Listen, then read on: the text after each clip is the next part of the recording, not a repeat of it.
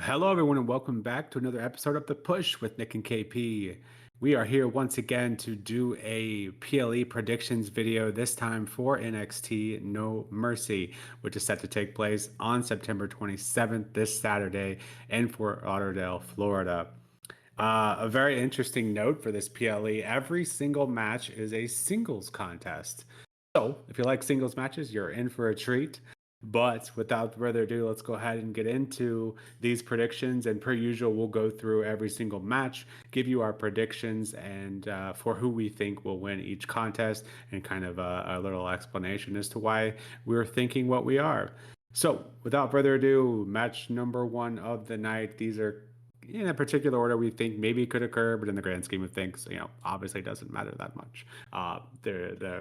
That could obviously change, who, if we realize that the match card isn't in the order we give it, that could change our predictions a little bit. But this is just the best we can do with what we have. So, first match of the night for discussion, Jordynne Grace and Blake Monroe in a weaponized steel cage match. That is a mouthful.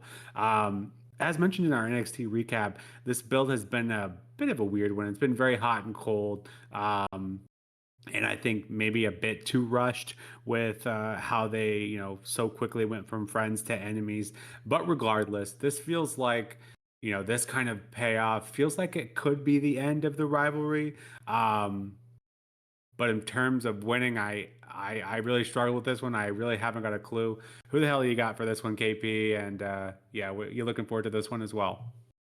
I think this has been a little bit of an odd one in terms of the build because it's difficult to really say who deserves it based on the build as such because it's been quite back and forth, I guess. I think ultimately where my head lies at is that these two previously met at a PLE, just recently, and back then it was Blake Monroe who got the win. So I think naturally speaking, I think it does make sense for Jordynne Grace to, reply here with a win for herself. Because otherwise, the Juggernaut's going to take another loss here. It's not really going to do her too much good in the long run. She just keeps losing to Blake. And I don't really think a loss hurts Blake so much here. Playing the heel, just the way her character's been so far, I think she can take a loss and that'll be absolutely fine for her. And against someone like Jordynne Grace, who arguably is, in and around the NXT Women's Championship picture, or should be, yeah, I don't see that as an issue. So I think this should be a really fun match. Weaponized steel cage contests aren't done that often, so I'm very keen to see how this one plays out. And yeah, just generally speaking, really looking forward to it. And I'm going to go with a Jordynne Grace win just to get one back on Blake Monroe. And yeah, then we'll be, I guess, one win each on a PLE between these two. So I don't know if the plan is to go to a rubber match eventually, but naturally that would be a transition from that if this were to happen. But yeah, Jordynne Grace will win for me. Has that given you enough time to just sort of figure out what you think is going to happen here? No, it's made it worse, so thanks for that. The fact that this is the second match, but it is also a weaponized steel cage match, it seems like a bit of conflicting bits there. Typically this would be the blow off kind of match, but if it's tied 1-1, obviously they probably won't go to that. But because of that, I think Jordynne Grace is overdue for a win. I think has taken more losses than she should, coupled with the fact that she hasn't won an NXT title. I think Jordynne Grace has to win. But I also kind of feel like Blake Monroe isn't that far behind because she's still pretty new as well. I think the only way Jordynne Grace loses this match is if she gets called up to main, which I think she can. I think it's absolutely a possibility. I think definitely could use some more bigger stars on main at this point. Even if she wants to go after mid card, I'd be okay with that too. So without that caveat in there, I think Jordynne desperately needs a win here. And like I said, coupled with the fact that she hasn't won a title yet, yeah, I think she's got to. I just don't know where they're going to take it from here if they are tied and she does end up staying on main. But yeah, final answer is Jordynne Grace. Going on to the next match, we have Tavion Heights taking on Ethan Page. Ethan Page defending his NXT North American Championship. This one has been going pretty strong since Page labeled himself as the greatest North American and revealed that glorious redesign of that North American title. Tavion, of course, representing the USA, which typically tends to have a finish that's a bit predictable. But Ethan Page is very much, even though he is technically a heel, is widely loved by most of the IWC, at least as far as I can see. But KP, who you have coming out of this one? Okay, this one's a difficult one because realistically speaking, there's a couple of plausible possibilities here. First and foremost, Ethan Page winning as an option. He's in, arguably the run of his NXT career so far, and this is the guy who was once NXT champion. I'm much preferring this reign to that of his NXT title reign, and obviously that one wasn't like incredibly long or anything, and this one's probably been a similar, time frame, I would imagine. But just generally speaking, he's been just absolutely killing it. I've never enjoyed Ethan Page as much as I'm enjoying him right now. So for that to sort of to end and be derailed, I think would be a shame because he's got more to give. He's playing the gimmick so well, and I think they should keep it going for a bit longer. On the other side of the coin, with Tavion Heights, I think that it does kind of make some sense for Tavion to grab a win here, because if we do have a little bit of a special guest that shows up and decides to watch the match, I mean, he was invited on NXT this week, albeit it was actually Tavion Heights under the mask, but El Hijo del Dr. Wagner Jr., if he shows up, he could legitimately cost Ethan Page the matchup here, and then maybe Ethan goes on for a feud with him for the Latin America Championship. So I guess really that is a plausible option. And Tavion Heights in the right place at the right time. He's pretty impressive. He's doing a really good job at the moment. He's built himself up with his feud with Ethan Page. They're making themselves better as they're going along here with it. And yeah, I genuinely think that's a really good option as well.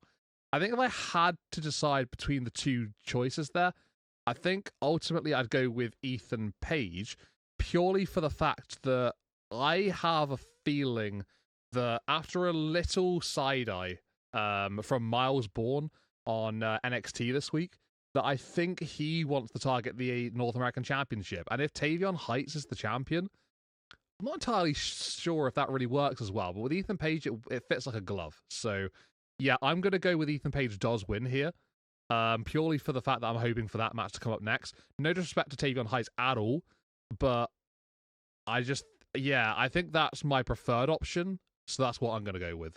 What about you, Nick? This is a difficult one for me. Is it difficult for you as well, though? So I've been so caught up in actually, who I thought could come out, obviously being another difficult one, but I hadn't even considered the outside, interference possibility. But I think both, certainly could be plausible, and I think Tavion is certainly being built up to be a legitimate contender, but I don't feel like he's quite to the level of Miles Bourne quite yet. So I think that is a good point and a good option. Does Miles Bourne come in to this particular match? I don't think that would make a ton of sense, but could certainly see Wagner Jr. for sure playing a part that would make a lot of sense. But I don't think it. I think it's still a bit too early. I've been impressed with Tavion, but I think it still is a bit too early. And they did design that beautiful belt for Ethan, so I can't imagine they would do all that for just a couple months' work. I could be wrong, but or maybe just wishful thinking. But yeah, I do hope and think that Ethan Page will retain here. Like I said, I think it's just a bit too early for Tavion, and Miles does make a very good fit in with that rivalry there, and maybe adding two, maybe the three of them that could work as well. So. Yeah, final answer here going with Ethan Page to retain that NXT North American Championship. Next match, we have Lainey Reid going up against Ruca for that NXT, or excuse me, now NXT Women's Speed Championship. Yeah, the only build for this one that I can recall was Sol holding up those whiteboards with Zarya on the finals with Candice and Lainey. So definitely a bit of a bit of difference here in the terms of build. But regardless, I think this could be a fun little match, a nice little break between these other rivalries, which all are pretty intense. So, KP, who do you have coming out of this one as your new NXT Women's Speed Champion? I was really hoping you set me up for just this, for me to be able just to say same, which is what Zarya had on a whiteboard at one point. But yeah, regardless of the fact, Lainey, Reid, and Ruca here. I feel like big things are in the future for Lainey Reid. And I can explain a little bit about that, I guess, later on. But I think a great way to sort of impress and to lead into that decision is to win the speed championship. Yeah, sure, it's nothing, crazy. It's just the speed title. It's not the North American Championship, which Ruca is not putting on the line here. So, I guess really, does Sol need to have both titles? I don't think she does. How would she lose it, though? That's the big question. Is it going to be a mix-up with Zarya? Is Lainey just going to beat Ruca? I don't think that's going to happen. I think there's probably going to be something that goes along in this one. But yeah, I think the right call is to have Lainey Reid win. But in terms of how it's done, I'm not entirely certain, because I think the best way of doing things with Lainey Reid going forward is what I'm going to be talking about in a match later on in this show. So I'd rather they don't do that just yet. Like with this one, if this one does come up beforehand anyway, that would make more sense. But yeah, I'm going to go with Reid winning. I don't have a clear-cut explanation as to how I think it's going to happen, apart from maybe just Zarya tries to help out and, maybe biffs it, perhaps. But yeah, I just think Sol doesn't need both titles. I think she's more than capable of just having the North American Championship for a while longer. Letting someone else have the speed title, I think, is a good call. Someone like Lainey Reid, who's impressed a lot recently and sort of like just come up seemingly out of nowhere. I think, this is a great way to sort of like establish her as a bit more than just Lainey Reid, the speed champion. I think that'd be great. She's beaten Candice LeRae, so that's obviously a very good, semi-final match for her. I say do it. I say crack on. I say let her win the speed championship somehow against Ruca. I think that's going to be the best decision here. So yeah, new champion crown I'm going to hope for. I'm going to think it's going to happen. Lainey Reid with the win. What about you, Nick? This is a difficult one to figure out why it's going to happen or how, but where do you stand on it? So I maybe didn't set you up for the same, but I did set you up for the who do you have coming out of here as your new speed women's champion, and because I do too think it's going to be Lainey Reid that comes out of here. I also wouldn't be surprised if she does come out with a clean finish. Just I think because that helps build her up that much more. Obviously, we've seen the Zarya Soul communication issues. I feel like more times than I can count, and they just go like maybe a week to kind of patch that, and then it's back to business as usual. So I could definitely see them doing that again if they didn't want her to lose clean. But also, it's a 3 minute match, so you could very well make the case that you could have some kind of roll up here because there really aren't a ton of other ways you can win these matches with them being as short as they are. I know that's a peeve of yours on these, anyways. But yeah, yeah, I think Lainey is the correct choice here. And yeah, and similar to what we said on the weekly recap, I don't think it'll advance her up the card by any means, but I think it's a great start. And you kind of test this new NXT speed division. So yeah, I think Lainey is the right choice here, and I've mentioned it several times before. But Sol Ruca holding both titles is just unnecessary, especially when that North American title is kind of getting put on the back burner like it has been. So yeah, Lainey Reid to win for this one. Going on to the next match, we have Jacyjayne defending her NXT Women's Championship up against the firing on all cylinders, lolavice, and just on that bit, Jacyjayne feels as vulnerable as ever here, and Lola is trending in the absolute opposite direction, hitting on all cylinders. Not only in WWE and NXT, but also AAA. Just feels like she can't miss lately. This one almost feels an interesting bit that Jacy had for us this week on NXT was that she is the underdog, and she honestly really does feel like it here. It feels like all signs point in the direction of Lola winning here. KP, is this the end of the transitional champion as Jacy has been dubbed? Well, before I answer that, I think I'll follow up on what you were just talking about just prior to that last question. when it comes to all signs pointing in the favor of Lolavice, absolutely 100% correct up until this past NXT. So with Jasmine Nyx being taken out by someone, we obviously don't know who that is, and we probably might not know for a little while at least. I think that it's a case of it's a case of a very interesting situation developing, and we saw a conversation between Jacyjayne and Lainey Reid earlier in the night, where Lainey would wish Jacy good luck, and she's had a few on-screen appearances, interactions with Fatal Influence recently, and just genuinely being like, you know, I guess like friendly with them and interacting in a nice manner. When it comes to that sort of situation with Jasmine Nyx no longer being around, and you know the news that's broken out over her the last couple of days and whatnot, I think just generally speaking, Jacy's gonna feel, you know, a bit panicked, and she's down by one person, although she didn't show it on NXT. You know, essentially the dead weight's gone, only the strong survive. She's already got somebody lined up to have her back, and maybe Fallon does know, maybe she doesn't know, but I'm pretty sure Lainey Reid is going to be that person. I have a feeling Lainey's going to get involved in this match, and is ultimately going to be the Joker card here to get the victory.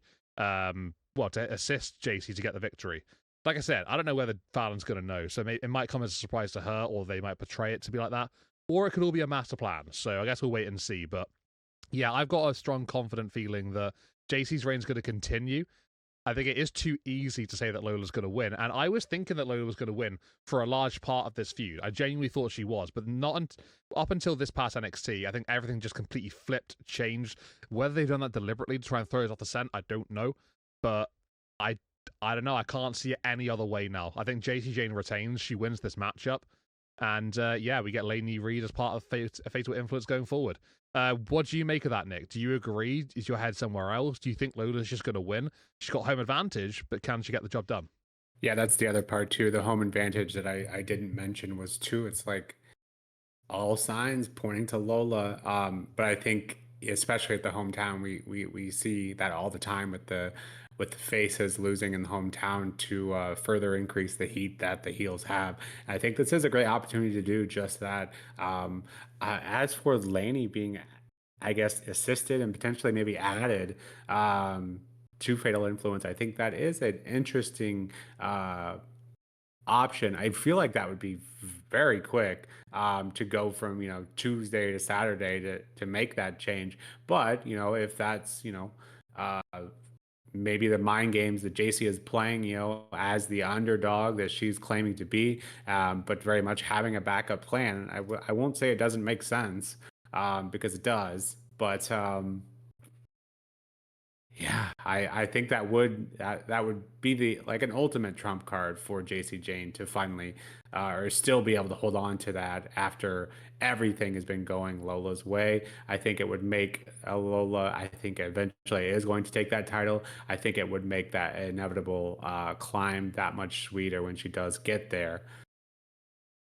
Yeah, this is another difficult one for me, but yeah, I think it does feel like things are just too obviously pointing at Lola. So I think Jacy is going to have some sort of backup plan. I don't know if it will include Lainey. I feel like that could be a potential story that would be better, kind of build up to, and you know, not just so sudden, but. Yeah, I do think Jacy is going to find a way to retain and very much continue that narrative that just when all odds seem stacked against her, she still finds a way. So I think further increasing her credibility as champion. Getting into the next match, we have Josh Briggs going up against Javon Evans, and that rematch, obviously the last match being won by Josh. KP, does Javon get his revenge here against Briggs? Yeah, I think he does. I think he does, because Josh Briggs winning that match previously, yeah, that was great for him, and I think, you know, it's got him some serious heat, and it's done a great, you know, it's just done a great job for his character, and he's sort of like been able to sort of like build on that.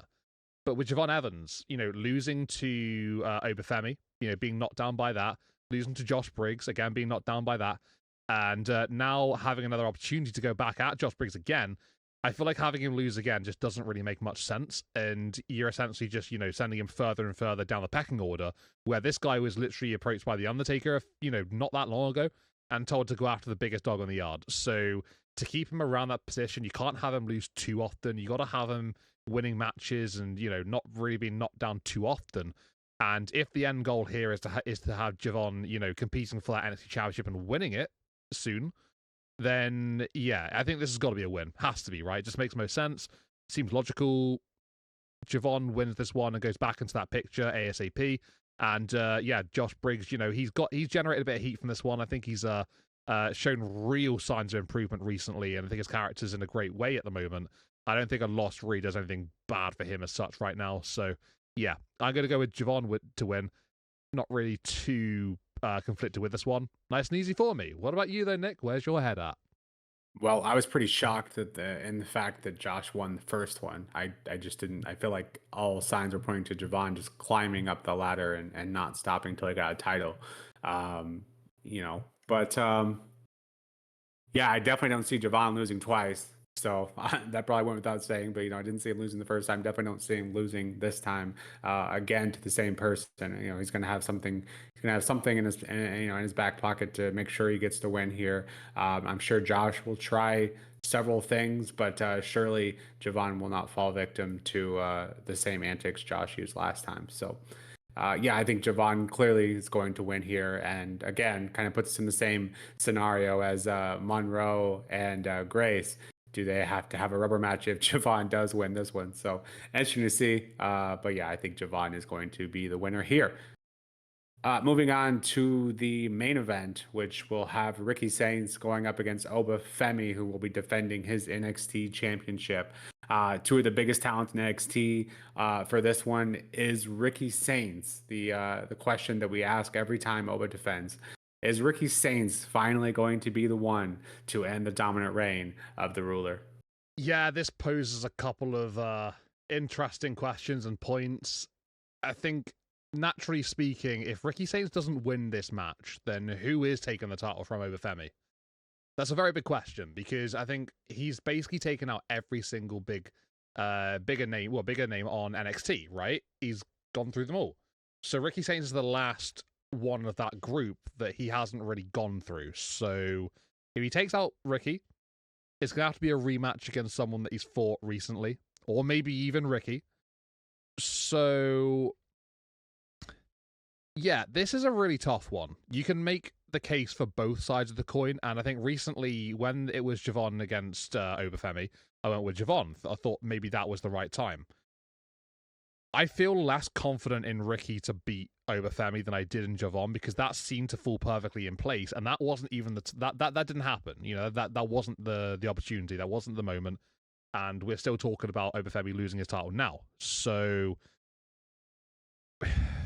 it's literally about whether I think that Javon is going to get another chance soon, he's going to beat Oba then, or if they're just scrapping that and they're going to have Ricky win because he is the last, of the bigger names on NXT.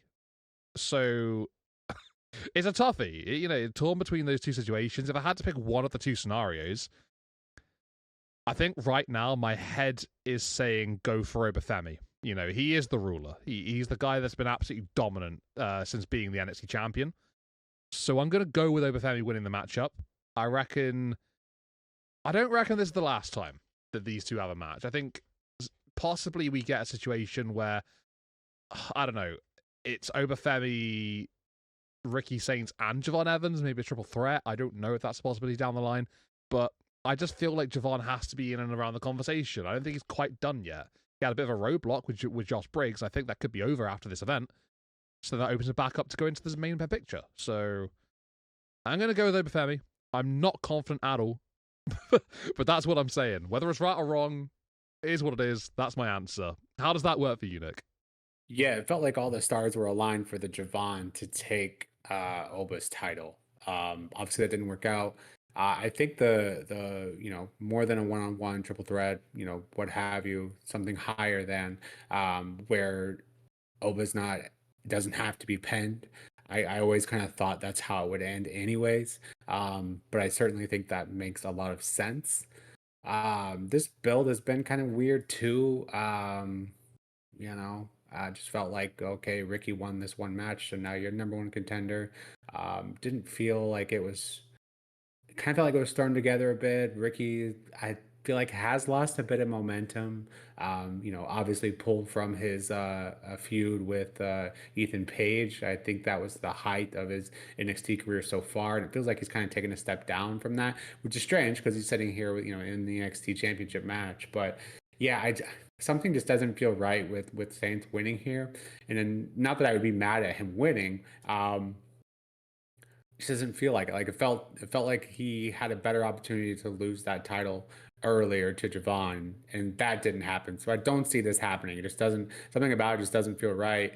And yeah, you pose the question, who takes him down? I feel like we ask that question every time he faces someone because he's had it for such a long time, and not as long as it feels like, but it feels like he's had it forever. And just no one seems kind of worthy of taking it. But again, I won't be mad if Ricky Saints win. I think he has that kind of it factor to hold it and beat Oba. But for some reason I just don't see that happening. But I don't feel it. I think Oba's going to retain, and I have no idea who's going to take it off him. Maybe he just holds it forever. Who knows? But yeah, Obafemi, my final answer for that one. And with that, that is our NXT No Mercy predictions done for this one. And yeah, let us know if you agree with our picks here, or you have some alternative picks, and let us know why you think them. Otherwise, this has been The Push with Nick and KP. We'll be back shortly with that SmackDown recap as well as the reactions for this PLE NXT No Mercy in just a couple of days, and continuing to work on our WrestleMania project. And we'll have those out shortly as well. But until next time, we'll see you then. Take care.